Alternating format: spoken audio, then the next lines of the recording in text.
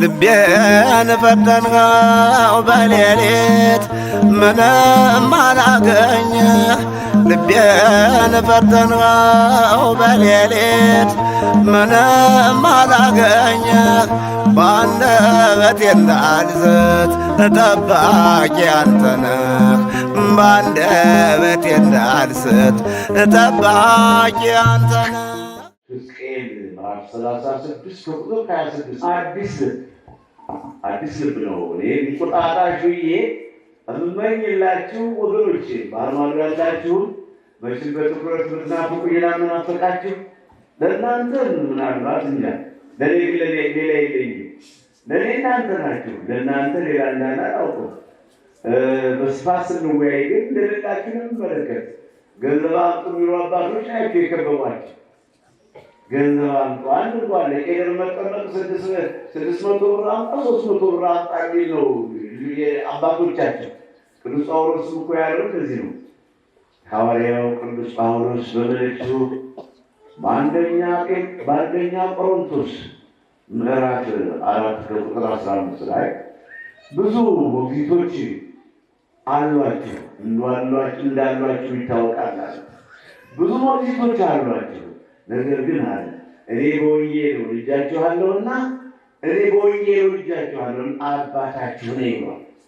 ስለዚህ በአርማዶ ሆናችሁ ይህን የበረሃ ስብከት የምትከታተሉ አባቶች፣ ያሳደጋችሁን እናቶችን፣ እንዲሁም ደግሞ ወንድሞችና እህቶች ዝቅ ያላችሁ ልጆች የበረሃ ስብከት በነፃ እንድትፈወሱ እግዚአብሔር መልካም ዕድል ከፍቶላችኋል። ወደዚህ ጉባኤ ጠጋ እያላችሁ እናንተንም ወደ ጓደኞቻችሁ ይፈወሱ ዘንድ መትጋት ይጠበቅብናል። እርሳችን ያው እንቁጣጣሽ ይባላል። ሀገራችን እንቁጣጣሽ ተብሎ ድሮ አበቦች ተቋጥረው አበቦች ተፈልገው አደይና ተመሳሳይ አበቦች በበረሃ የሄዱና ወጣቶች ለታላላቅ ሰዎች እንቁጣጣሽ ይሉ ነበር። እኔም ለምትወዱኝና ለምወዳችሁ ለምናፍቃችሁና ለምትናፍቁኝ ለሽማግሌዎች፣ ለባልቴቶች፣ አባቶችና እናቶችን እያለሁ ለሁሉ አሳዎች ወንድሞቼና እህቶቼ ለሕፃናትም ልጆቼ እንቁጣጣሽ ብላችሁ አዲስ ልብ እሰጣችኋለሁ ይላል ነቢዩ ሕዝቅኤል ነው። አዲስ ልብ ከዚህ በላይ ስጦታ የለም። ሰው የሚያጣው ይሄንን ነው። ሰው ባዶ የሆነ ከዚህ ነው። የሰው ልጅ ዛሬ ልቡ የለም፣ ከልቡ አይደለም። ቅዱስ ጴጥሮስ እንኳን ምንድን ያለ ያን ጊዜ ታስሮ በነበረ ጊዜ የሐዋርያት ሥራ ምዕራፍ 12 ከቁጥር 6፣ 7፣ 8፣ 9፣ 10 ላይ ሐዋርያው ቅዱስ ጴጥሮስ ታስሮ ነበረ። በታሰረበት ቦታ ላይ በዚህ ወታደር ቀጥቶታል። እግሩን በእግር ብረት፣ እጁን በሐብል ታስሯል። በሩም በብረት መወርወሪያ ተዘግቷል። ታዲያ ያንን የብረት መወርወሪያ የሚሰራ አምላክ ነቢዩ ዳዊት በመዝሙር 106 ከቁጥር 16 ላይ የናሱን መወርወሪያ ሰበር፣ የብረቱን መዝጊያ አነካከተው ይላልና ያንን የብረቱን መዝጊያ የራመው ቅዱስ ገብርኤል እንዴት ድንገት ደረሰና ተነስ ሲለው ተነሳ። በሩም ግርብረቱም ወደቀ፣ ሐብሉም ወደቀ። በሩም ተከፈተ። እንደገና ሌላ በሩ ነበር ተከፈተ። ቅዱስ ገብርኤልና ቅዱስ ጴጥሮስ እየተዘገዘጉ ሲሄዱ ወይም ደግሞ ፊትና ኋላ ሆነው ሲሄዱ ድንገት ወደ ሻለች ሜዳ ከደረሱ በኋላ ቅዱስ ገብርኤል ወደ ሰማይ ተነጠቀ። ወደ ሰማይ ቅዱስ ገብርኤል ያን ጊዜ ቅዱስ ጴጥሮስ አለ ወደ ልቡ ተመለሰ ይላል። ከእንቅልፉ ሲነቃ ምን እንደሆነ አላወቅም። ግርብረቱ ሲወድቅ ምን እንደሆነ አላወቅም። ሐብሎቹ ሲወድቅ ምን እንደሆነ እንደ ራእይ እንደ ህልም መስሎ ነበር የሚታየው። በሩ ሲከፈት ከመልአኩ ጋር ሲወጣ መላእክቱን ሰው ይሆን አላወቅም ነበር። መጨረሻ ላይ ግን ቅዱስ ገብርኤል ከብርሃን ፍጥነት በላይ ወደ ሰማይ ሲነጠቅ ያን ጊዜ ወደ ልቡ ተመለሰ። ወደ ልባችሁ ለመመለስ ያውቃል። የልብ ጉዳይ ነው። ስለ ልብ ለማስተማራችሁ ቅዱስ ጴጥሮስ ወደ ልቡ ተመለሰና እንዲህ አለ። እግዚአብሔር ሄሮድስና አይሁዳውያን ወገግሴ ሲነዳ አንገቴን ቆርጠው በእኔ መሞት ሊደሰቱ ከነበረው እግዚአብሔር መልአኩን ልኮ ከዚህ መከራ ዳነኛል። ነገር ሄሮድስ እስኪነጋ ነበር የሚቸኩል፣ አይሁዳውያን እስኪነጋ ይቸኩሉ ነበር። ምን ሊያደርጉ? ጴጥሮስን ለመግደል ያሰቡት ሊገሉት ነውና። ነገር ግን አለ ወደ ልቡ ተመለሰና ቅዱስ ጴጥሮስ ወደ ልባችን ስንመለስ እውነተኛው ነገር ይገለጽልናል። ወደ ልባችን ስንመለስ የሚያድነን የሚያጸድቀን የሚጠቅመን ነገር ይታየናል። ችግሩ ወደ ልባችን አልተመለስም። ከልባችን አይደለም። ባዝኗል ልባችን፣ ባክኗል ልባችን፣ ባዝኗል ልባችን። ከገንዘብ ጋር ብቻ ነው ሩጫችን፣ ከፋሽን ጋር ብቻ ነው ሩጫችን። አባትን ጠይቅህ ይነግርሃል፣ ሊቃውንትን ጠይቅህ ያስተምረዋል። ስላግን ምዕራፍ 32 ቁጥር 7 እና 8 የቀደሙት አባቶችን መጠየቅ የቀደመውን ውበታችንና ባህላችን ማክበር ሲገባ እንደ ኢትዮጵያዊነታችን ክብራችንና እንደ ኦርቶዶክስ ተዋሕዶ ሃይማኖታችን ጠብቀን መኖር ሲገባ ለእነሱ ያልተጠቀሙ በስጋ ብቻ ከበሩ ተብሎ መሬታዊ ገንዘብ የሚቆጥሩ እንጂ በእግዚአብሔር ዘንድ ይህን ያህል ተስፋ አላቸው ተብሎ የማይገባ እምነት የሌላቸውን አሕዛብን ተከትለን የአሕዛብን አለባበስና የአሕዛብን አኗኗር ዘንድ መሄድ ጉዳት እንጂ ጥቅም የለውም። ወንዶች የሴቶችን ልብስ ቢለብሱ ይላል ካነሳው ነው ይላል። ሴቶችን የወንዶችን ልብስ ቢለብሱ በእግዚአብሔር ዘንድ የተጠሩ ናቸው ይላል። አለባበስም አለው አይነት አይነት ያው ስርዓታችን ስለሆነ የቤተክርስቲያን ስርዓት ነው፣ የሊቃውንቱ ስርዓት ነው። የአባቶቻችን ከነሱ ያገኘ የወረሰው ነው። ያምራል። እንደዚህ አሁን አንዱ ጂንሱን ለብሶ ሌዘሩን ለብሶ ቁሞ ቢያስተምር ምናልባት ሌላ ዓለማዊ ትምህርት ወይ ሳይንስ ኬሚስትሪ ካልሆነ በጣም ወንጌሉ መሰረት ያለበት እንዲህ ሆኖ ነው። ሲሆን ደግሞ እንዲህ በቋያው ተይዞ መስቀል ተሸክሞ ሲያሙ ያምራል። እንኳን ንግግሩ ሲጀመር እንደ ባይቻል ነው ልጆችን ሳሉ እየተቀበለው በቃ ስርዓታችን ይሄ ነው። የቤተክርስቲያናችን ስርዓት የአባቶቻችን ነው። ሊከተለኝ የሚወድ ቢኖር ራሱ ይካድ መስቀሉን ተሸክሞ ይከተለኛል። ማርቆስ ምዕራፍ 8 ከቁጥር 34 ላይ ማቴዎስም ደግሞታል። በማቴዎስ ወንጌል ምዕራፍ 16 ከቁጥር 24 ላይ እኔን መከተል የሚፈልግ ሰው መስቀሉን ይሸከም ነው ያለ። ራሱን ይካድ ነው፣ ራሱን ይጥላ ነው ያለ። ስለዚህ ወንጌል የሚሰበከው ወደ ልባችን ስንመለስ እንዲህ ነው። ካባው ይገኝ ከተገኘ አሁን ድሮ ይህ ለዚህ ሁሉ ሳንፈልግ ሁሉ ለዚህ ሳንበቃ ነው እንደዚህ ከዚህ ሳንደርስ እንዲሁ ብቻ ወገባችንና ባህል ታጥቀን ነበር የምንሰብከው። አሁን ደግሞ ስለ ወንጌሉ ክብር እንዲህ እየተፊታችሁ ያሉና ለሁሉ ስርዓት አለው። ዘዳግም ምዕራፍ 22 ቁጥር 5 ላይ ነው ወንዶች የሴቶችን ልብስ አይልበሱ፣ ሴቶች የወንዶችን ልብስ አይልበሱ፣ እንዲህ አድርገው ቢገኙ ግን በእግዚአብሔር ዘንድ የተጠሉ ናቸው ተብሏል። ስርዓትና ወጉን ጠብቀን ነው ያልቃል። አዲስ ልብና አዲስ መንፈስ እሰጣችኋለሁ፣ አዲስ መንፈስ ብሏል። እንዲህ ይላልና ነቢዩ ሕዝቅኤል ምዕራፍ 36 ከቁጥር 25 ጀምሮ በጥሩ ውሃ እረጫችኋለሁ፣ እናንተ ንጹሕ ትሆናላችሁ። ለጣዖት የምትመለከቱት፣ ለጣዖት የምትሰግዱት፣ የምታመነዝሩት፣ እርስ በርሳችሁ ለውሻ የምትናከሱት ሁሉ ከዚህ ከኃጢአት ስራ ሁሉ ንጹሕ ትሆናላችሁ። ከተንኮላችሁ ከክፋታችሁ ንጹሕ ትሆናላችሁ። እኔ በንጹሕ ውሃ በጥሩ ውሃ እረጫችኋለሁ፣ እናንተ ንጹሕ ትሆኑልኛላችሁ።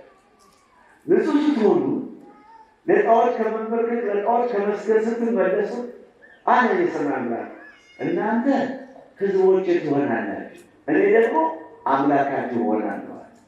እናንተ ልጆቼ ትሆናላችሁ፣ እኔ ደግሞ አባታችሁ እሆናለሁ። ማነው የተናገረ? የሰማይ አምላክ እግዚአብሔር ነው። አባታችን እግዚአብሔር ነው። እኔ አባታችሁ ሆናለሁ፣ እናንተ ልጅ ትሆኑኛላችሁ፣ እውነተኛ ልጅ ትሆኑኛላችሁ፣ እናንተ ጊዜ ትሆናላችሁ፣ እኔም አምላካችሁ ሆናለሁ። ምን ሲሆን ነው? እኔ በጥሩ ባረካችኋለሁ፣ እናንተም ደግሞ ወደ ልባችሁ ትመለሳላችሁ።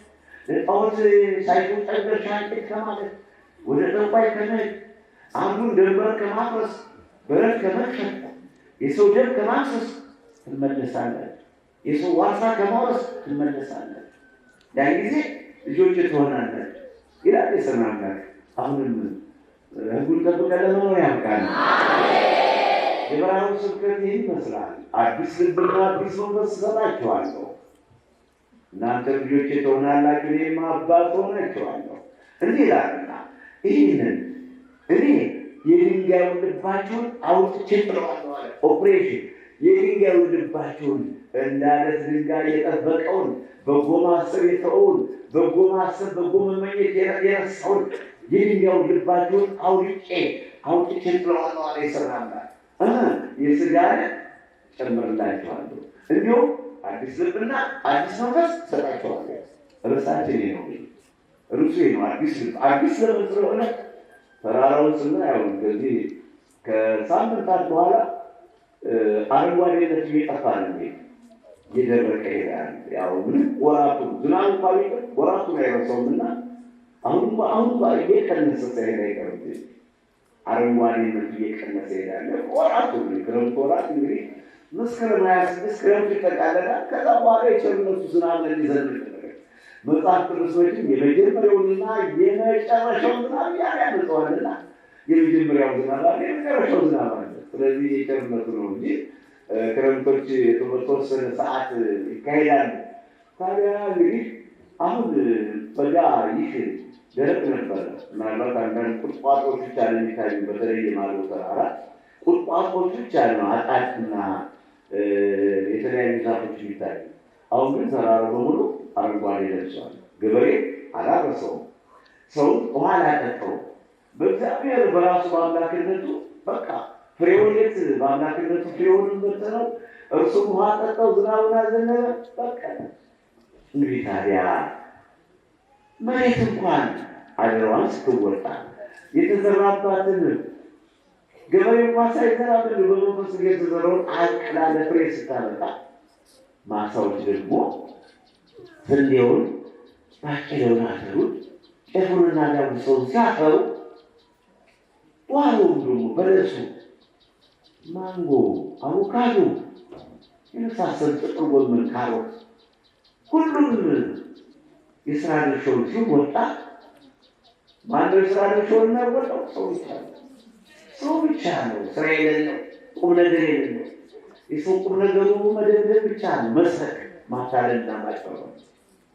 ሰው ስራ ብሎ ያለው በእንዲህ አይነቱ ክፉ ቀን እንኳ ኮቪድ-19 በአሁኑ ሰዓት እየፈጠረ የሄደበት ሰዓት ኮቪድ-19 ርቀታችሁን ጠብቁ ከቃሌ ነቅነቅ አለልኝ። በሽታው ቀጠፋ ብቻ ነው። ይሄ ቃል የሚቀየር ቃል የሚቀየረው ምንድን ነው?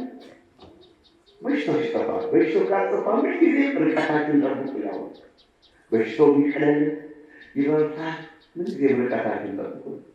ከአንድ ያሮገቢያ ሰዎች እዚያ መራዋና ታሮገቢያ ሽማግሌ ሁሉ ተሰብስበው ሙስሊሞች፣ ክርስቲያኖች ሁሉ ተሰብስበው ተደነቁ። ምን አይነት ሰው ናቸው! በየካቲት ጉባኤ አድርገው እንዴት እንዲያው ኮቪድ-19 ስለነበር ከየትም አልወጣም ነበር። ልጆች እንሄዳለንና ወደ ጉባኤ ሄዱ። ጉባኤያቸው ምንድን ነበር? አንደኛ ደረጃ 53 ዓመት ያስፈጀ 63 ዓመተ ምህረት የተመሰረተ ትምህርት ቤት ነበር። በእንጨት ነው እስካሁን ብሎኬት ቤት አልነበረውም እና ስለዛ ነበር የቀሩ። ይሄን እሰራለሁ አለ። ትናንትና ቁልፉን አስረክቤ ከመስከረም አንድ ጀምሮ ተማሪዎች ገብተው መማር ይቻላል ብዬ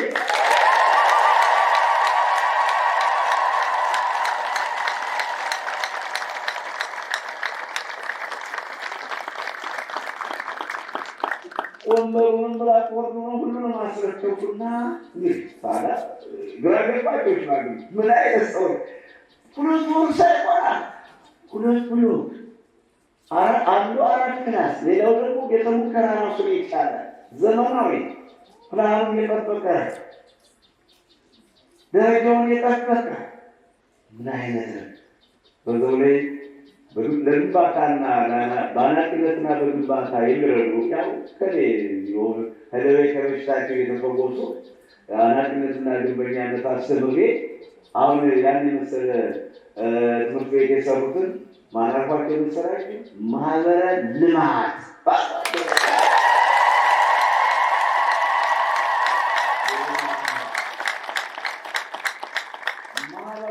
አሁን ደግሞ ወደ ባህር ዳር ቤተክርስቲያን ለመስራት ይሄዱ ነው። እንደገና ደግሞ ደብረ ዶላንግና ጭቆሶ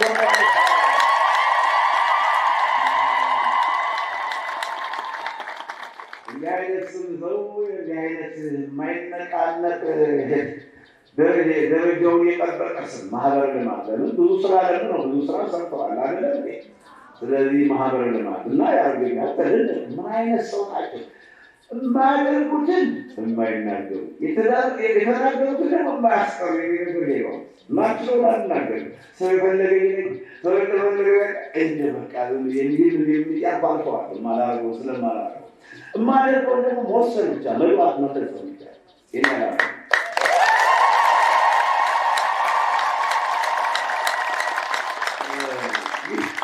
ይሁን የሆነ ለምን እቅዶቹ ቀደም ብለው ስለዚያሉ አሁን ከእቅዶቹ ላይ የመጨመር መቀነስ ስለማይቻል ሁሉም ነገር ተይዟል።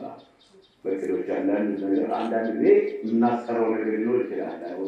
አልሆን ሲል አልስተካከል ሲል ልናልፈው እንችላለን። ወደ ትምህርታችን አሁን አዲስ ልብ ለማግኘት እየጓጓችሁ ይመስለኛል ያላችሁ። አዲስ ልብና አዲስ መንፈስ ስላለና የሐዋርያው ቅዱስ ጳውሎስ መልእክት በአንደኛ ቆሮንቶስ ምዕራፍ 5 ቁጥር 6 ላይ እንዲህ የሚል ተጽፎልናል። ጥቂት እርሾ ሊጡን ሁሉ ታቦከዋለች ይላል። ሴቶች መቼም በዚህ ስራ ያው ሙያችሁ ስለሆነ አውቁታላችሁ። ወንዶች የበሰለ ዳቦ መብላት በቀር ስለ እርሾ ስለሊጥ አያውቁበት ስላገባቸው ጥቂት እርሾ ሊጡን ሁሉ ታቦከዋለች አላቅርስ ጳውሎስ አትመኩ። ለምን አትመኩት? መመካት የለባችሁም። ጥቂት እርሾ ሊጡን ሁሉ ታቦከዋለች ካለ በኋላ እናንተ ደግሞ አለ ያለ እርሾ ያረጀውን እርሾ አስወግዱት። ይሄ ጥቂት ጠብ ብሎ ብዙ ሊጡን የሚያቦካውን ያን እርሾውን አስወግዱት። እንደገና ፋሲካችን ክርስቶስ ታርዷልና አዲሱ የቂጣ በዓል እናድርግ። የቂጣ በዓል አዲሱ እርሾ የሌለበት ካለ በኋላ በፍቅር በትህትና በየዋህነት ኑሩ። ቂምን፣ ቅናትን፣ ተንኮልን ያን የትናንቱ እርሾ ማለት ትናንት ስትፈጽሙት የነበረው ኃጢአት ትናንት በቅናት በወንድም ስትቀና በእናት በአባት በእህት በወገን በዘመድ መቼም ከሰማይ እየወረደ የለም። ሁላችንም ያዳምን ሔዋን ልጆች ድንበሩን ስትገፋበት በረቱን ስትከፍትበት 3-4 ሆነ መንገድ ጠብቀህ ስትደበድበው ባይሳካልህ እንደምንለው ልግደለው ስትል ያ ያረጀው እርሾ ነው። ይሄንን እንተዋል። ይህን ምቀኝነት እንተው፣ ይህን ቅናት እንተው። ያለንበትን ዘመን 21ኛው ክፍለ ዘመን የስልጣኔ ዘመን የመጨረሻው ዘመን እንግዲህ አዲስ ዘመን እንኳን የመጨረሻው ዘመን ላይ ያለነው ያ ጌታ መቼ የሚመጣ ባናውቅ የዛሬ 3000 ዓመት ነቢያት የመጨረሻው ዘመን ነው። የዛሬ 3000 ዓመት እንደገና ጌታ የዛሬ 2000 ዓመት ሐዋርያትን የመጨረሻው ዘመን ብሎ ተናግረዋል። ዛሬ ታዲያ የመጨረሻው ዘመን ግን አዲስ ዘመን ነው። የመጨረሻው ዘመን ላይ ያለነው በዚህ የመጨረሻው ዘመን በ21ኛው ክፍለ ዘመን እርግጥ ነገ መስከረም 1 ቀን አዲስ ዘመን ነው። ያው የነበረው 365 ቀኖች ጠቅልለን አዲስ ዓመት ገብተናልና በዘመን አካሄድ ግን የመጨረሻው ዘመን ላይ ያለነው 7514 ልንል ነው። ዘመን ዓለም ከተፈጠረ ጀምሮ ታዲያ ነቢያት የመጨረሻው እያሉት ሄዱ። ጌታም ደግመው ሐዋርያትም ደግመው እኔ የመጨረሻው ዘመን ላይ ያለነው። በዚህ የመጨረሻው ዘመን ላይ ፍቅር ይገባል። ለሌላ ለእናንተ ፍቅር ያለው መተሳሰብ ያለው ባይበላ ሲቀር ባይለበስ ሲቀር ስለ ልብሳችን እግዚአብሔር ይጨነቅ፣ ስለ መብላችን እግዚአብሔር ይጨነቅ። የእኛን ሕይወት የሚመራው መድኃኒዓለም ነው። እግዚአብሔር ቤትን ካልሰራ አናጢዎች ከንቱ ይደክማሉ። እግዚአብሔር ሀገርን ካልጠበቀ ጠባቂዎች ከንቱ ይተጋሉ። ሌሊት መገስገሳቸው ከንቱ ይላል። የሁሉንም እኮ እያያችሁት ነው በዚህ ዘመን አይደለም አይደለም። እግዚአብሔር ሀገርን ሲጠብቅ ነው። አንዱ ያቁል ሰው ዝብዬ ነካት ከመተው ነው ይሆነ እግዚአብሔር ሀገርን ሲጠብቅ ነው። እግዚአብሔር ቤትን ሲሰራ ነው። 7 መሐንዲሶች መጣው ነበር እኮ በ94 ዓመተ ምህረት በ95 ዓመተ ምህረት እኔም ሰው ሆንኩና ከአዲስ አበባ ጋር ላይ 5-7 መሐንዲሶችን አመጣኋቸው። ይሄ ተራራ እንዲህ አልነበረም። ያ ተራራ ከዚህ ደርሶ ይሄ እንደገና ገደል ነበር። ቤተክርስቲያን ተባልኳቸው አለ እዚህ እንኳን ቤተክርስቲያን ጎጆ መስራት ማንችል ማለት ወደ መጡበት ተመለሱ። የበራው በና ያባህን ፈቃሪና ምን ተራራው ገረመዱ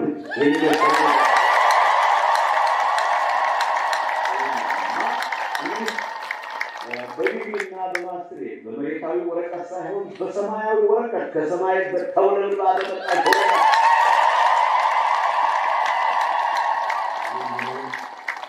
ይሄንን ሁሉ አድርገን መመሪያ ያጠናለን እንዲገርሙ ይሄን ሁሉ አድርገን ይሄን ሁሉ መከራ አይተን እጃችን ነገር አድርገን ከእናንተ ከተለየሁ አንስቶ ናሴ 8 ቀን መሰለኝ ከእናንተ የተለየሁ 24 ሰዓት 1 ሰዓት እንቅልፍ ወስዶኛል። 1 ሰዓት አልተኛም። ከተለያየን ሰው እንቅልፍ ባይኔ ቆሜ ወይም ደግሞ እንደው የእግዚአብሔር እንደፈቀደልኝ ከፍታችሁኛል። እንቅልፍ የሚባል ዛሬ እንኳን ዛሬ ነው በሚወጡ አትክልም ዛሬ እንቅፋሉ ስለዚህ እንዳለው እንደተጠመቁ እንደቆሙ ያደረጉት አልተኛም። ለከንቱ ዳሴ አይደለም ምንም አታረጉኝ። እንቅልፍ አይወስደኝም። ይሄ ነው የምንተኛበት ሰዓት አይደለም ማለት ነው ወገኖች፣ የምንተኛበት ሰዓት አይደለም። አሁን ደረጃውን በተረፈ ኮቪድ-19 ቁጥሩን ወደታች 3 እና 4 1 ሞተ ይባል ነበር። አሁን እየጨመረ በየቀኑ እየጨመረ ነው በሽታው።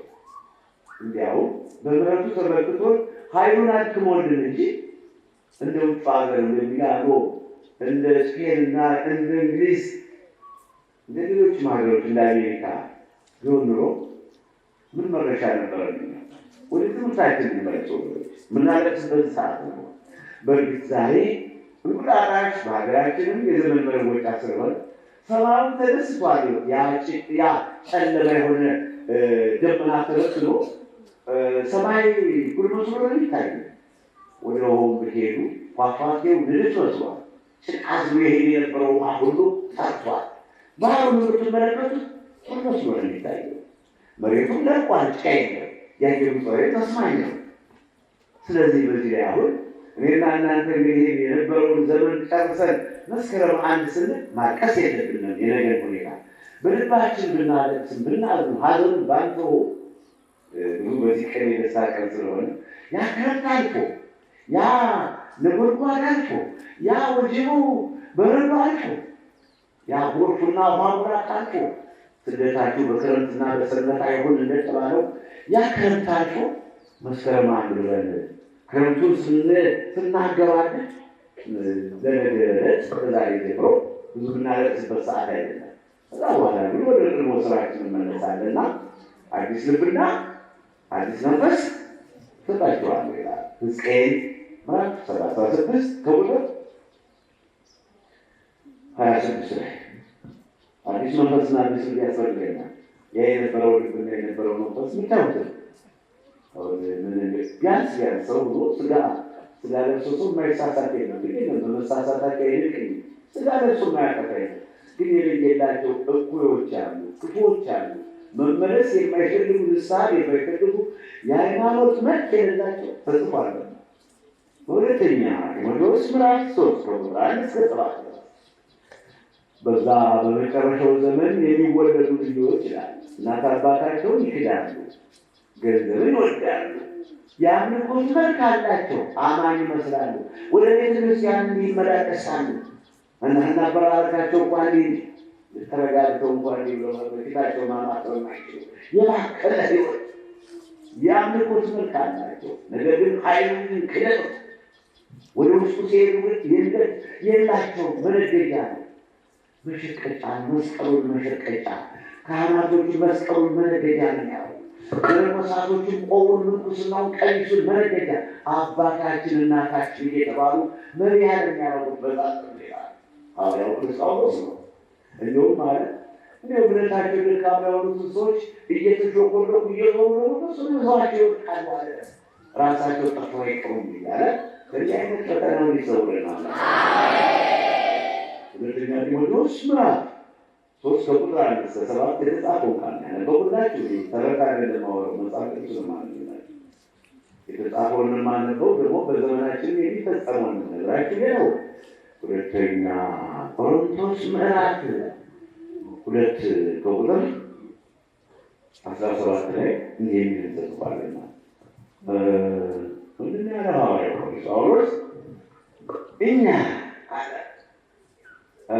የእግዚአብሔርን ቃል ቀላቅለው እንደሚሸቃቅጡት እንደሚነግሩት ቅድም በቀሚስ እያቸዋለሁ በቀሚስ ይነግሩናል አባታችን የተባለ ወለተ ማርያም እዚያ መሳሌ ማላነሰራው ወለተ ማርያም እንዲል ሽናት የእሱ የቆጠራት ሲደርስ ናት ደግሞ ኢየሱስ ያለ ብዙዎች አሉ የሚሸቃቅጡ የእግዚአብሔርን ቃል ቀላቅለው እንደሚሸቃቅጡት እንደ ብዙዎች አይደለም ማለት እኛ ታረዱ ሰዎች ከእግዚአብሔር እንደተላክለን እግዚአብሔር እንደፈቀደልን በእግዚአብሔር ፊት ስለ ኢየሱስ ክርስቶስ አንመሰክራለን እናሰራለን እግዚአብሔር ፊት እናገራለን እናሰክራለን ያለ ሁለተኛ ቆሮንቶስ ምዕራፍ 2 ቁጥር 17 ላይ እኛ ከእግዚአብሔር የተላክነው የምንሰራው የእግዚአብሔርን ስራ ነው። የምንመሰክረው ስለ ጌታ ስለ ኢየሱስ ክርስቶስ ስለሰራው ምንሰራው ስራችን ለንግድ አይደለም፣ ለሸቀጥ አይደለም። የጸበል ላንደው ትምህርት ቤት ቁልፋ ሰርቆ መውጣት ነው የሚቻለው። ቁልጌስ አይታችኋል። ቁልፋ ሰርቆ የሚወጣ ሰው ይሄ ጎደለ የስሚቱ የብረቱ የሰራተኛ ጭቅጭቅ ከሽማግሌና ፍርድ ቤት እንኳን የሚሆን ትውልድ እንጂ ትርፍ ፈላጊ ትውልድ እንጂ ቁልፍ አሰርቆ የሚሄድ ይህ ትውልድ አይቻለው።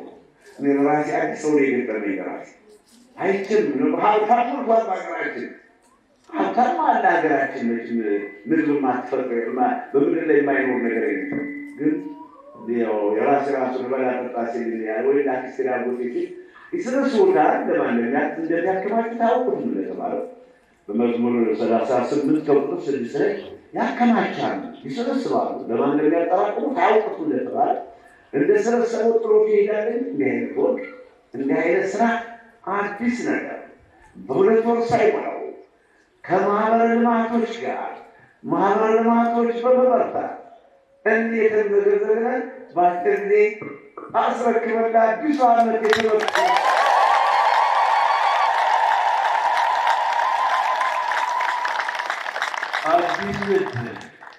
አዲስ ልብ ታውቃላችሁ። አዲስ ልብ ነው እንድንለውጥ ነው። ተራራው ተለውጧል ብያቸዋለሁ። በየካቲት በጥር በመጋቢት ላይ አይደለም አቧራ ነው የሚሆንበት። ይሄ መቼም በተፈጥሮ ቦታው ራሱ በረድ ያለ ቦታው ነው እንጂ ሌላው ከተማና ገጠሩ አቧራ ነው የሚበክለው። አሁን ግን ተለውጧል፣ አረንጓዴ ለብሷል። አረንጓዴነትም አልፎ ደግሞ ማሳው ስንዴና ባቄላ አተሩና ማሽላው ተለውጧል። መሬት ተለውጧል። የእናንተ ልብ ይዞት የእናንተ ልብ ፍሬ ጥለት ፍሬ አልባችሁ ሁኑ።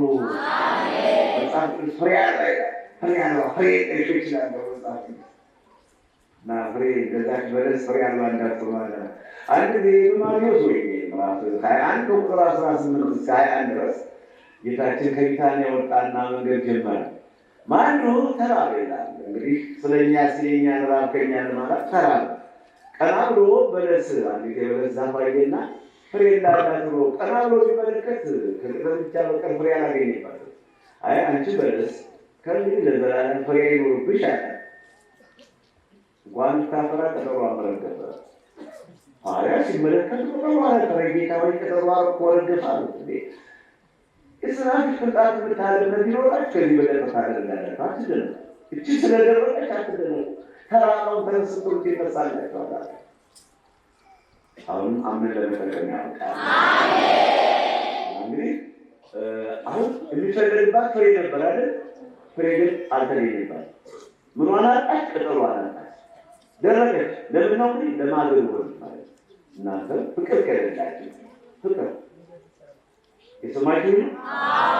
የሚፈልገው ፍቅር እግዚአብሔር እንድትወዱት ነው። ፍቅር ነው የሚፈልገው። ሶስታችሁ እንድትዋደዱ።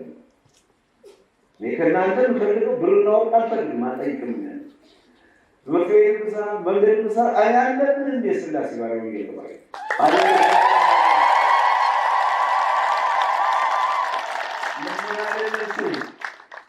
እግዚአብሔር ለድሃነቴ ድሃ የድሃ ልጅ በድህነቴ ወደር የሌለኝ እንደኔ አይነት ድሃ በምድር ላይ የለም። እንደኔ አይነት ከኔ የሚስተካከል ድሃ የለም። ነገር ግን በኩሩነቴ ደግሞ ደስ ያሰኘኛል። ድሃ ሁኜ ኩሩ፣ በድሃነቴ እኮራ፣ ማልከሰከስ። ይህም ትልቅ ነገር ነው። ድሃ ሆኖ ኩራት ማለት ነው። የሰይጣን ኩራት አለ። መንፈሳዊ መጠን ያለው ደረጃውን የጠበቀ ማለት ነው። ማያልከሰከስ አንድ ጊዜ ተመናብቆ አንድ ጊዜ ህብሩ ሳይል ራሳችን ጠብቀን እንዴት ጠቅለን ብለን እንኖራለን። ያው ደግሞ ስራ እየሰራ ያው ደግሞ ታሪክ እያስቀመጡ ያው ደግሞ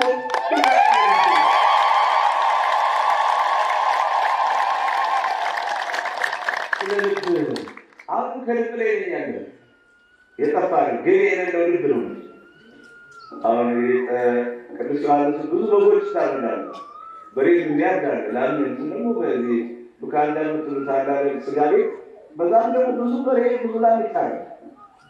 ነገር ግን ልብ አይሸጥም ማለት የበሬው ልብ ይሸጣል፣ በሰው ልብ ግን አይሆንም ነው ትበሉታላችሁ እንጂ ልብ አይሆንም። እንዴት ነገርኳልና መዝሙር 31 ከቁጥር 9 ላይ ይመስለኛል ልብ እንደሌላቸው እንደ ፈረስና እንደ በቅሎ አትሆኑ። አንጋማቸው ወጣሉ ልብ እንደሌላቸው ፈረስና በቅሎ ልብ የለውም እንዴ? አላቸው እኮ በቁጥር የፍየል ልብ ነው የምታዩት። ፈረስ በቅሎ ልብ አላቸው። እንዲሁም የፈረሱና የበቅሎ ይበልጣል ከፍየሉና ከበቅሎ ትልቅ ነው። እንደደረገው እንዳቅሙ እንደሰውነቱ ማለት ነው። እና ግን መጽሐፍ ቅዱስ ላይ ልብ እንደሌላቸው እንደ ፈረስና እንደ በቅሎ አትሁኑ፣ በልቧን እንደሚጎተቱ በልቧን በፈለጉት አንድ ወደ ገደል አንድ ወደ ነገር መስራት መራት ወደ ኋላ ተመለስ ተብለው እንደሚጋለቡ እንደሚጫኑ እንደ ፈረስና እንደ በቅሎ አትሁኑ። ልብ እንደሌላቸው ሲል ምን ማሰብ እንደማይችሉ ማለት ነው። እንደማያስቡ ነው እንጂ ልብማ ከነሱ ከሌለ የነሱ ይወጣል። በትልቅነት ነው በሚዛን ላይ ይከብዳል። የነሱ ለምን አቋማቸው ትልቅ ነው። ምን ይሄ አንገታቸውን ማራል ሰውዬ ምን አንገታቸው ነው ማለት ልባቸው ትልቅ ነው፣ ግን ልብ የላቸው ማለት ነው። እና ከእናንተ ልብ የላቸው ባይወጣቸው ወላጆቻችሁ ልብ የለሽ ሎተው ልብ የለሽ ልብ እኮ የለው ምትባሉ ልጆች ያላቸው ልብ እንደሌላቸው እንደ ፈረስና እንደ በቅሎ አትሁኑ። የሚል የበረሃው ስብከት እንግዲህ ያለነው ያገጣጠመን የምናስተውላቸው ሴቶች ማይዟቸው አስተዋሉ። በድላችሁ ተጠቀሙ፣ በዘመናችሁ ተጠቀሙ። ለራሳችሁ ጠላት አትሁኑ። ለራሳችሁ ብዙዎቹ ለራሳቸው ጠላት የሆኑ ልጆች አሉ። ለራሱ ጠላት ለራሱ ምቀኛ የሆነ ሰው አለ። እድሉን የሚገረግጥ ወርዱ አይነጥላ ማዞርብህ ሀሰን አይነጥላ ይሆነው የብዙ አይነት ጥላዎች አሉ። ብዙ አይነት ያሁሉ ሰዎች አሉ። የራሳቸውን እንደሚገርሙ በድላቸው ላይ እንዲህ ጓብሎ መስመሩ ተከፍቶላቸው መሄድ ያቃታቸዋል። ወደ ግራ ወደ ጨለማው ይወስዳቸዋል። ለምን? ይህ ውጊያ ነውና፣ የሀሳብ ውጊያ፣ የዓላማ ውጊያ። ሰይጣን እናንተ ብዙ አይደለም ይሄኛል ምን አይቶባችሁ እናንተ ይታገላል። የራሳችሁ ምቀኛ የራሳችሁ ጠላት ሆናችሁ በድላችሁ መጠቀም በዘመናችሁ በጉልበታችሁ ሰርታችሁ ድነትን ማሸነፍ ኑሮን መቀየር ቤተሰብ መምታት ስትችሉ የራሳችሁ የድላችሁ ምቀኛ። እኛስ ጠላት አካቦን እንደቀወራችን መስቶ ያን እየተከላከልን ያው እዚህ ደርሰናል። እናንተ ደግሞ ጠላት ሳይኖርባችሁ የራሳችሁ ጠላት፣ ለትምህርታችሁ ጠላት፣ ለትዳራችሁ ጠላት አንጥሩ ባላጋጥማሳል ባለመሆን ባለመታደል አፈራርሳ ምትሩ ሰዎች ባላ ይጠጡታል። እንደ ባለመሆን አፈራርሳው ወንዱም እንደዚህ ለማስተዋል ያልቃችሁ። አሜን። ለወሬ ጨብጦ ገንዘብ አግኝቶ አደገ፣ ወጣ፣ ትልቅ ሰው ሆነ ሲባል አፈራርቶ ይችላል። ገንዘብ መጣቱ ነው። ስልጣን አግኝቶ ስራ አግኝቶ ቢሮ ወንበር ላይ የተቀመጠ እያስተዳደረ እንደ ክርስቶስ ወጥቷል ነው በጫት በሲጋራ በስጋ። ይሄ የራሳችሁ ጠላት ነው። ጠላት ሳይመጣባችሁ ራሳችሁ ጠላት፣ ምቀኛ ሳይመጣባችሁ የራሳችሁ ምቀኛ። እንደዚህ ከመሆኑ ያውጣችሁ። ይህስ ምን ጠላት ባልኖረብኝና እንደው ምቀኛ ባልኖረብኝ እንደው ጊዜ አይነት ቢኖረዋል ኖሮ አሰበር እንደው ህዝብ እያገለገሉ እንዲህ እንደ ፀጉራችን ከቦን እየተንገላታን ኖሮ ብለን እንኖራለን። ይህ አንድ ተፈጥሯልና እና እንደው አደራ ምንም ሳይመጣባችሁ ራሳችሁ ፈታኝ ነው። ለራሳችሁ ፈተና ነው። ራሳችሁን በማተን እንዲከርሙን ያውጣችሁ። ይህ ጉዳይ ነው። አስተዋይ ልብ ይስጣችሁ። ይላል ነው መዝሙረኛው ዳዊት በመዝሙር 50 ቁጥር 10 ላይ አቤቱ ንጹሕ ልብን ፍጠርልኝ አለ። አዲስ መንፈስና አዲስ ልብ ነው አልኳችሁ አይደለ? አቤቱ ንጹሕ ልብን ፍጠርልኝ ተሰርቶ ሐዲስ ተከርሳል። አቤቱ ንጹሕ ልብን ፍጠርልኝ፣ ተንኮል የሌለበት ደባ የሌለበት በቀል ቅናት ምቀኝነት ያልተቀላቀለበት ፍቅረ ነዋይና ዘረኝነት የሌለበት ዝሙት ማስጠር ክርክር የሌለበት አቤቱ ንጹሕ ልብን ፍጠርልኝ አለ። ንጹሕ ልብን ፍጠርልኝ ጌታ መዝሙር 50 ቁጥር 10 ላይ ነው ያልኳችሁ። አቤቱ ንጹሕ ልብን ፍጠርልኝ የሰማዕና ማስተዋልን ይስጣችሁ። እሺ ስለምን ማስተዋላችሁ? እሺ አዎ እስካሁን ልብ አልባልን ያለ ነው። ልብ የለችም። እንደው ስጋችን ብቻ ነው 30 ኪሎ 60 ኪሎ እያለ የደረሰ ቁመታችን ብቻ ነው ያለ እያላችሁ የደረሳችሁ። ልብ የለም። ልብ ማይኖር በዚህ ደረጃ ትገኙ ነበር። ልብ ያለው ሰው በዚህ ደረጃ ይገኝ። እንደዚህ ጀሪካ እያያዛችሁ በየጸሎት ቤት አትጋፉም ነበር። እንደ ጌታ ቸርነት ቁም ነገር ላችሁ እግዚአብሔር ደግሞ የእኛን ሰው መሆን ይወዳል። አምላካችን ደግሞ እኛ በእውነት በስርዓቱ ህጉን ጠብቀን ከሄድንለት ምንም እግዚአብሔር የእኛን መውደቅ አይችልም እና በማስተዋል ያውቃችሁ ነው። አንድ ነገር በላችሁ በአንደኛ ነገሥት ምዕራፍ 3 ቁጥር 8 ላይ እንዲሁም ሁለተኛ ዜና መዋዕል ምዕራፍ 1 ከቁጥር 9 ላይ ተመሳሳይ ቃል አለ። እግዚአብሔር በገባኦን ለሰለሞን ተገለጸለትና የዳዊት ልጅ ሰለሞን ሆይ አለው፣ ምን እንዳደርግልህ ትፈልጋለህ አለው። ምን እንድሰጥ ነው የምትፈልግ? ወርቅ ነው? ብር ነው? መሳሪያ ነው? ሰራዊት ነው? ወይስ ደግሞ የአገርን ግዛትን ላስፋልህ? የዳዊት የወዳጅ ልጅ ምን ላድርግልህ? ይሄ ሰለሞን አለው። ሰለሞን አላመነታም፣ ብዙም አልተጨነቀም። ለዚህ መልስ ለመስጠት አልተቸገረም። ለምን? ዓላማው ነው። የዚህ መልሱ አንድ ነው። ምን ላድርግልህ? ከሰማይና ከእግዚአብሔር መልሱ አንድ ነው። ብር አይባልም ከእግዚአብሔር፣ ወርቅ አይባልም ከእግዚአብሔር፣ ሀብት ወይ ስልጣን መሳሪያ አይባልም ከእግዚአብሔር። ሰለሞን ምንድን ነበር ያለው?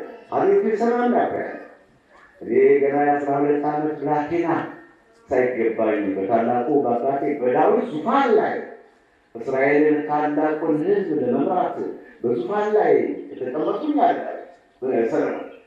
ታዲያ ይህንን ሰፊ ሕዝብ ለማስተዳደር እንደ ትቢያ መቆጠር የማይችሉትን ሰፊ ሕዝብ ለማስተዳደር ምን ያስፈልጋል?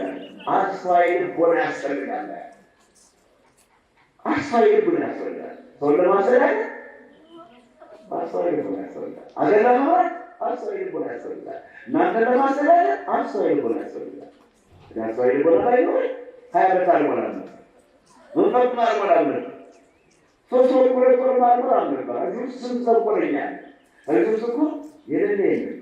በግ አለ ከዚህ ውስጥ ሲሆኑት እዚህ ውስጥ በጎች አሉ፣ ተኩሎችም አሉ። እዚህ ውስጥ ነብር አለ፣ ፍየል አለ፣ ላሞች አሉ፣ አንበሳል ማለት እባብ አለ፣ ዝንብ ቅልቅል ነው ያለው። እርግቦች አሉ፣ ቆራዎች አሉ። ከዚህ ውስጥ ተቀላቅሎ ነው ያለው። ኪሳው ላይ ካለ ታሪካት ያለ ቢሳሳታቸው ቃላት ነጥጫ ሳልክ ይስጣቸው ብሎ ተግራችን ቁጭ ብሎ የሚያደርቅናል። አውሬ ያለ እባብ አለ። ስለዚህ ይላል በማቴዎስ ምዕራፍ 23 ቁጥር 33 ላይ እናንተ እባቦች ይላል ጌታ መድኃኒዓለም ኢየሱስ ክርስቶስ ነው የሚተናገረው። እናንተ እባቦች የእፉኝት ልጆች ማለት እኮ ከኔም ጋር እባብ አለ ማለት ነው አይደል? ወገኖቼ ያውም ከዚህ ጫካ ያውም ከዚህ ዱር ያውም ከዚህ ሪበቀት ሆኖ ጫካ እናንተ እባቦች የእፉኝት ልጆች ከዚህም ከኔም ጋር እባብ አለ። ስለዚህ ከእባቡም ከጉርጡም ከኩርንችቱም ተቀላቅለን ያለው። ስለዚህ እንዲህ ብለን ግን መጠበቅ ደግሞ መልካም እረኛ ሆኖ መገኘት ታዲያ ያስቀየሙታል ወገኖች? ባቂቷ በደበደብኩታል ወይ? ያስቀየምኩታል ወይ? እንዲያሳዝንኩታል ወይ? በብሔር ምናልባት ሩቅ መጥተሃል ቅርብ መጥተሃል ብዬ የአገሬ ልጅነት ወይም ደግሞ ስደተኛ ነህ ብዬ የደገፍኩትና ያከበርኩት ሲኖር ወገኖች እስኪ እንዲሁ ንገሩኝማ። አዎ ይህ ቃል እኮ እኔ ብቻ አይደለሁምና እኔ ብቻ ያልኩት የት ላይ ነው? አንደኛ ሳሙኤል ምዕራፍ 12 ይመስለኛል ቁጥር 4 እና 5 ላይ ሳሙኤል ራሱ የእስራኤልን ሕዝብ ሁሉ ሰበሰበና እስራኤል ሆይ ስማ አለ። እስራኤል ሆይ ስማ ለመሆኑ አለ እኔ ከእናንተ ጋር ይህን ረጅም ዘመን ገና ሕፃን ሆኜ ከቤተ መቅደስ እናቴ ጥላኝ ከቤተ መቅደስ ከኤሊ ከካህኑና ከአፍኒንና ከፊንሐስ ጋር ሳይልቅ እንዲሁ ራሴ እየስመራችሁ እንደ ቤተ መንግስት አስተዳዳሪ እንደ ቤተ ክህነት የቤተ ክህነት የቤተ ክርስቲያን መሪ የሃይማኖት መሪ ሁኜ ሳስተዳድራለሁ። ለመሆኑ አንድ አህያ ወስጄባችሁ አለ? አንድ የፍየል ጠቦት ወስጄባችሁ አለ? በንግግር የበደልኩት አለ? ሰለሞን ነው የተናገረ። እኔ የምናገረው ቅድም አልተሳሳትኩም። እንድሳሳት አይፈልግም ይላል። ሁሉ ይሄ ነገር ከመጽሐፍ ቅዱስ ነው። አሁን እንደው አመጣልኝ ሳሙኤል ሕዝቡን ሰበሰበና የበደልኩት አለ ወይ?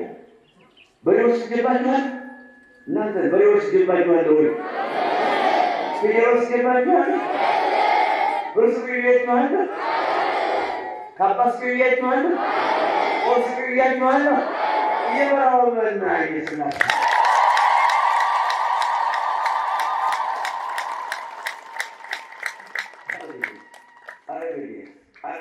አረመታለን ሰው ክሏል ዳታ ብሩር ያለ ትውልድ እኮ የሳሳ ትውልድ እኮ የጎመጀ ትውልድ ነው። አይታመንና ታጥነ በዚህ ዘመን ታዲያ የሚቀጥሎ መገኘት ያው ሳይወልድበት በአንድ ወረዳ ውስጥ አንድ ቤተክርስቲያን ሰርቶ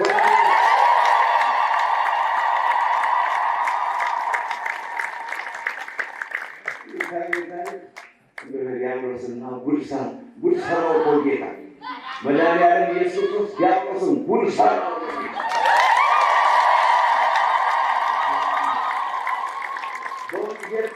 በወንጌል ግን ሰይጣንን ጉድ ሰራው መድኃኒዓለም ኢየሱስ። መጀመሪያ የክርስቶስና የወንበዴዎችን ቦታ ደካማውን መነኩሴ ከምዕራብ ወደ ምስራቅ በዚህ በቅዱስ አባይ ፏፏቴ አድርጌ እንዲህ ብቻዬን እንድገባ አደረገና እግዚአብሔር መድኃኒዓለም ኢየሱስ ክርስቶስ ይህንን ዲያብሎስ ጉድ ሰራው።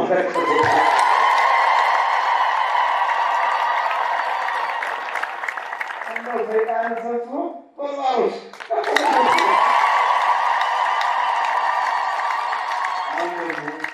ሰው በብዛቱ እየነገሩ ይቀናል። የሚሸቅጡ እነሱ፣ የሚነግሩ እነሱ፣ የሚጠቀሙ እነሱ። ከትራንስፖርት ጀምሮ ከአሜሪካ ጀምሮ ባለው እንቅስቃሴ የሚጠቀም ያለ ህዝብ ነው። ያለን ተጠቃሚ በፕሌኑ፣ በመኪናው፣ በባጃጁ፣ በማደሪያው፣ በሆቴሉ፣ በቁርሱ፣ በሻዩ፣ በጀሪካው በሙሉ ማንም ሲጠቀም ነው። እድሜ ለአባ ዮሐንስ ማለት ሲገባቸው አባ ዮሐንስን ያህል ሳይቀሩ ሲሉ ደግሞ ኮሚትና መጣና ደረቀ ወደ ወሰደውላ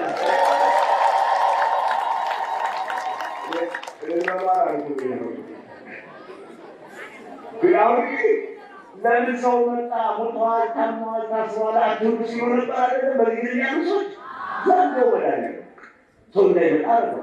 ጉድ ሰራው ሰይጣን አፈረደው መድኃኒዓለም ኢየሱስ። አቤት ጌታ ሌላ ምን ነው አይደል? አይቢወሪ ግን ሰጠው ለጌታ የሚያደርገው ነገር ሁሉ ለዚህ እኔ ሰው በዛ ሰው ገናፈቀኝ ሻንጣውን ይዞ ሲሄድ አይኑ አይኔ ይሄደ ሲመጡ በደስታ እየተቀበሉ ደከመኝ ሳል እያደረገው አሁን በመንገዳችን ለምን አለፈ? ቅናት ስለበሉ ስለነገሩ ስላልተባል ቅናት አይ አለና ጌታ እሺ ሆነ መጣና ሰው እንዳይንቀሳቀስ ባለበት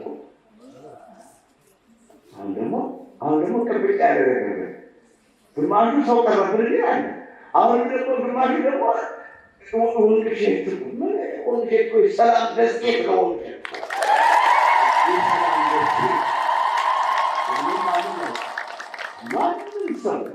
ማንም ሰው ያውቃል የወንቅሸትን ማንነት። የወንቅሸትን የሰላም ደሴት ነው ማንም ያውቃል።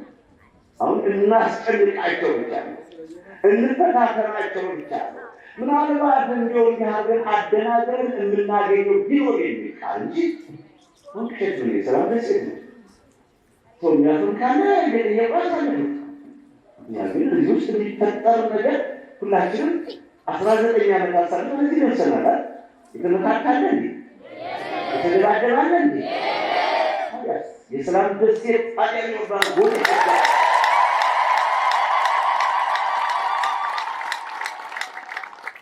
እንዲያርጋችሁ ወለራችሁ ታስተዳድሩት እንዴት ያበረታ አይደል? እንዲያርጋችሁ የእናንተን መንደር ታስተዳድሩት እንዴት አይደል? ለማንባል እንደውም ሸክ ስራትና ጉነርቆ ብሔረሰቦች ተስማምተው ሲኖሩ ተግባብተው በቋንቋቸው ባንድ ሲዘምሩ እንዲሆንስ እንዴት ሀገር ዓለም ያድግ ነበር። ይሄ ደግሞ ሁልጊዜ አፋቸውን የሚከፍቱ ምንድን ነው? እኛቁ ለሞት ነው የተፈጠሩ ሞት ያለ ኖረናል ሞታለን ምን ችግር አለበት? ስለዚህ ያለ ዘላለም የሚኖሩ ደግሞ ወደዚህ ተተክለን ሁለቱን ይዝጋል። ሁሉም ድንጋዩ ከተራራው ይከማለል። በዚህ ዓለም ላይ ብርም እንደ ሰሌት ከሲወዳ ታልፋለች። ሰማያትን በታላቅ ቅዱሳት ያልፋል። ማት እግዚአብሔር ቃል ብቻ እና ወደ ትምህርታችን እንመለስ። የተለየ የነበሩት በአንደኛ ነገሥት ምዕራፍ 3 ቁጥር 8 ላይ ሰለሞን ምንድን ነው ያለው? ምን ልስጥ ሲለው እግዚአብሔር አዲስ ልብ ምንድን ነው? አስተዋይ ልብ ሲለኛል ለእኛም አስተዋይ ልብ ይስጠን። 2014 መስከረም 1 ቀን እንቁጣጣሽ እላችኋለሁ አዲስ ልብና አዲስ መንፈስ ይስጠን። ባልማር ሆናችሁ ትምህርቴን የምትከታተሉ እስካሁን ድረስ በገንዘባችሁ ያላወቃችሁበት፣ በገንዘባችሁ ያልተጠቀማችሁበት፣ ገንዘባችሁ የባከነ ለማን እንደሰጠው ታውቀው የመንግስት ስራ ሊሆን እኮ እንኳን በሺህ ብር እንኳን በሚሊዮን ብር በ5 ሳንቲም ትጠየቃለህ አይደል? በመንግስት ስራ በ5 ሳንቲም አይጠየቅም። እንኳን ሌላ ሲሉ ሲሰሙ የምስራ ሰርቻለሁ። ነገር ግን የሰማሁት ምንድን ጨምረው እንኳን ቢገኙ ሲታሰብ ሲደመርና ሲሰካከል ተጨምረው እንኳን ቢገኝ ጌታም ተጨምረው ያሰኛል። ለጨምረው እንኳን ጥያቄ አለበት እንኳን አጣፈው አንዳንዶቹ ጫገቡ ናቸው። ገንዘቤት እንደሄደ አላውቀውም። ተጠያቂ ነሽ። ተጠያቂና የለፋህበትን ገንዘብ ስርዓት ስጠው። በስርዓቱ በጥቅም ላይ አውል። ቤተሰብ ዳተ 14 ብር ታውቃለህ። አንቺም ተጠቀሚበት። ወረታ እንጂ በድንገት ተሰዳችሁ ባሎቻችሁን አትመለሱ። ልጆች ልብ ይስጠን። ሁሉ የልብ ጉዳይ አስተዋይ ልብ ይስጠን። አስተዋይ ልብ ይስጠን። እና ሰለሞን ሀብት አልፈለገም። ግን ልብ ከሌለ ሀብት አይጠቅም። ጉልበት አልፈለገም።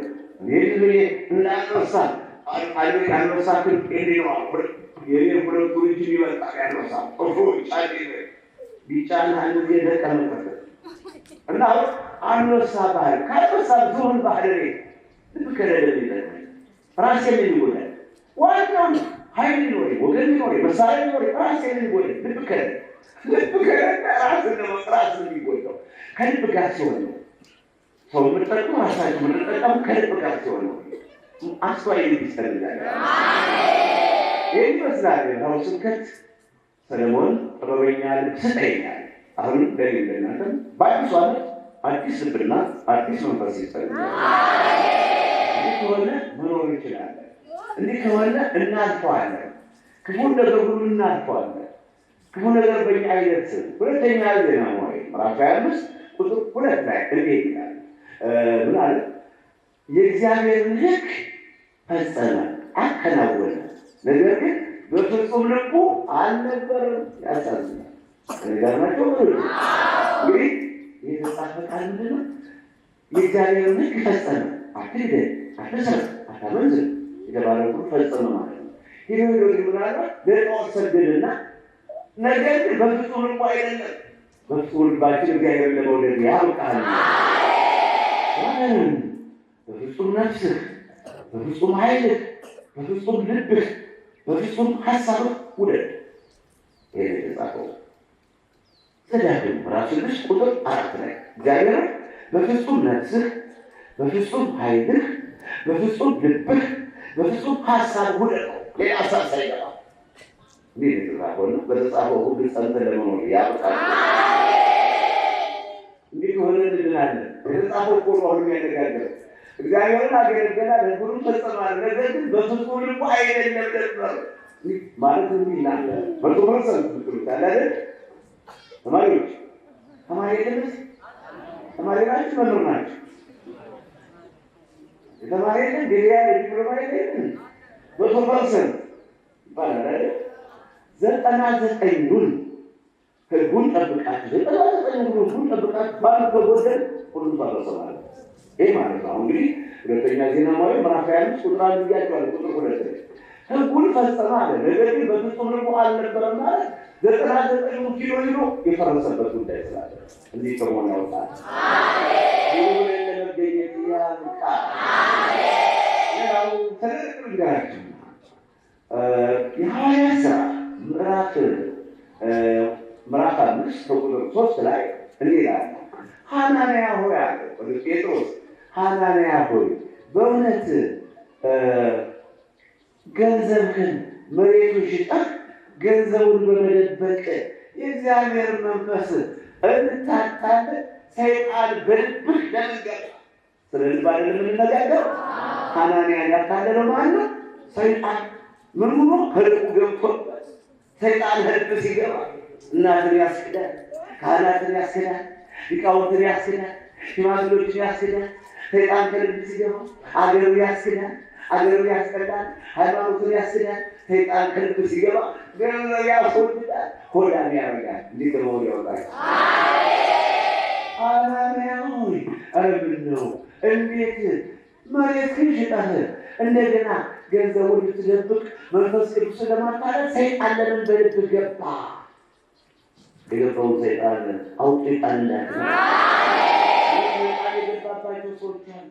ዓላማቸውን የተው ቃል ኪዳናቸውን ያፈረሱ መሐላቸውን የጣሱ አሉ።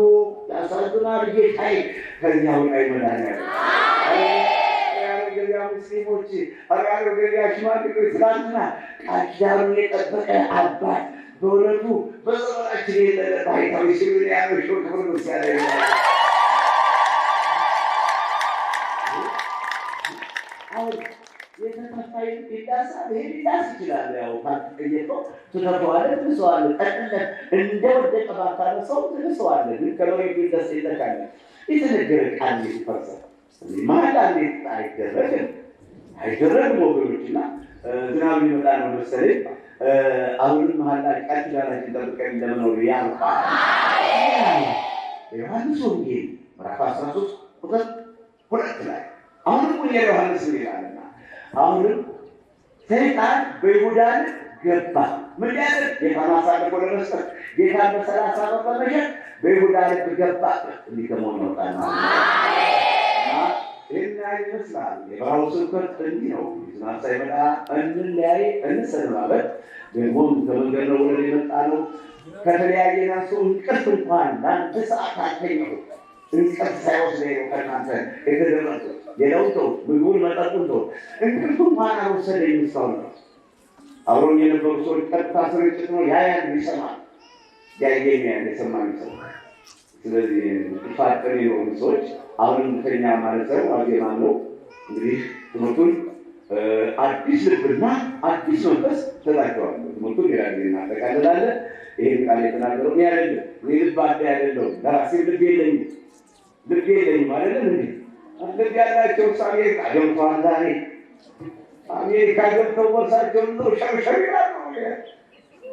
እኔ በሀገር ብቻ ግብ ስጠጠን መከራ ስቀበሉታል። ለነሴ ጥሩ ነው መቼ አሁን ልብ የለኝም ስል ተዛጊ ያደመጠች ሆኖ እንዴት ያልቃል ተናገረ። አልጠመድሽም ሰይጣን አልጠመድሽም። አስተማሪን የመከረን የገሰጸን አምላክ የተመሰገነ ይሁን።